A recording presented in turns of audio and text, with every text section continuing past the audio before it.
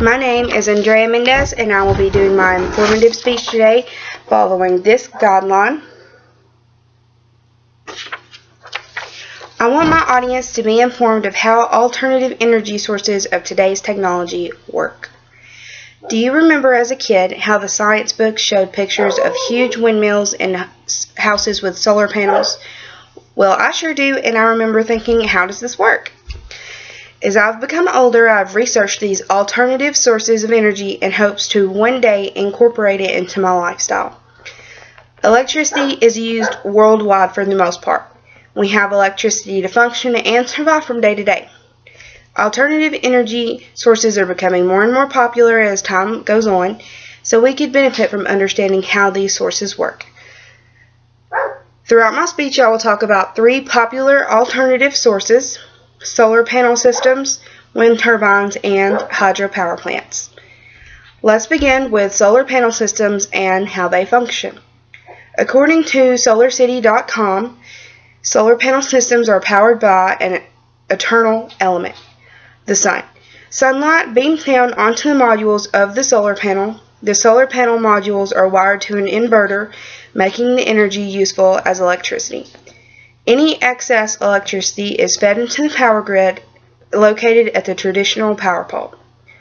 Government-owned power companies reimburse money for any extra electricity harnessed. If the home needs more electricity than provided by the solar panels, power will be obtained from the original source.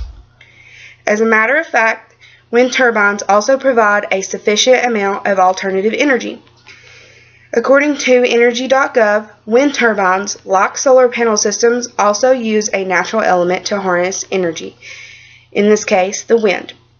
Wind hits specially crafted blades that are attached to a generator containing copper lining. Energy then runs through the generator down to the converter, which makes usable electricity. Turbines are also wired to the power company's substations. Equally important are hydropower plants. According to WVIC.com, energy harnessed from movement of water is produced by hydropower plants.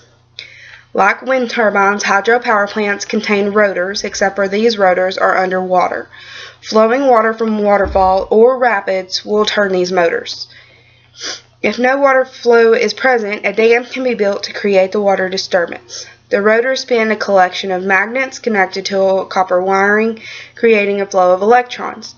Energy is converted into electricity and sent through transmission lines owned by the power companies. As can be seen, there are many forms of alternative energy sources. You have now seen how solar panels create electricity, how wind turbines harness electricity, and how hydropower plants use water flow for electricity. Given these points, you are now informed on how to use the alternative forms of energy.